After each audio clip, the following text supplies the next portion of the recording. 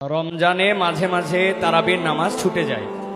যদি আমার তারাবির নামাজ ছুটে যায়, এতে কি আমার রোজা আদায় হবে বা রোজার পূর্ণতাতে কোনো সমস্যা হবে কিনা?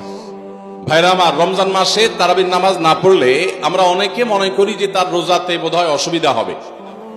এটা সম্পূর্ণ ভুল ধারণা। তারাবি একটা ইবাদত, রমজানের রোজাটা আরেকটা ইবাদত। যেহেতু তারাবি না পড়লেও রমজানের রোজা হয়ে যায়, তাহলে তারাবি পড়ার কি আর দরকার আছে? কেন? রোজা তো হয়ে যাবে। আলাদা ইবাদত।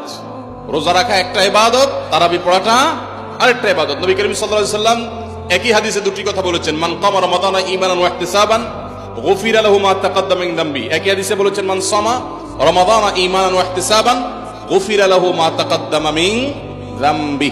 যে ব্যক্তি ঈমান এবং ইখলাসের সাথে রমজানের রোজা রাখবে, আল্লাহ তার পূর্বের গুনাহ মাফ করবেন। যে তারাবি পড়বে, তারও পূর্বের গুনাহ মাফ করবেন ইনশাআল্লাহ। এইজন্য ভাইরা, তারাবির নামাজ পড়তে হবে। এটা সুন্নাহ, গুরুত্বপূর্ণ সুন্নাহ, সাধারণ সুন্নাহ না। নবী সাল্লাল্লাহু আলাইহি ওয়াসাল্লাম ছাড়েন নাই, সাহাবীরা ছাড়েন নাই। কোনো ওযর ছাড়া তারাবি ছাড়া যাবে না। জামাত ছুটে গেলে একা একা হইলেও পড়বেন, কিন্তু কোনো কারণে পড়তেই পারলেন না, সফরে আছেন, ট্রাভেলে আছেন, বাসে ছিলেন, ট্রেনে ছিলেন, নাইটে সফর করেছেন, তারাবি পড়তেই পারেন নাই, ইনশাআল্লাহ আপনার রোজা হয়ে যাবে। তাই বলে তারাবিকে অনেকে অবহেলা করেন আজকাল, যেটা তো সুন্নাত, না পড়লে কি? এই অবহেলাটা আরেকটা দোষের।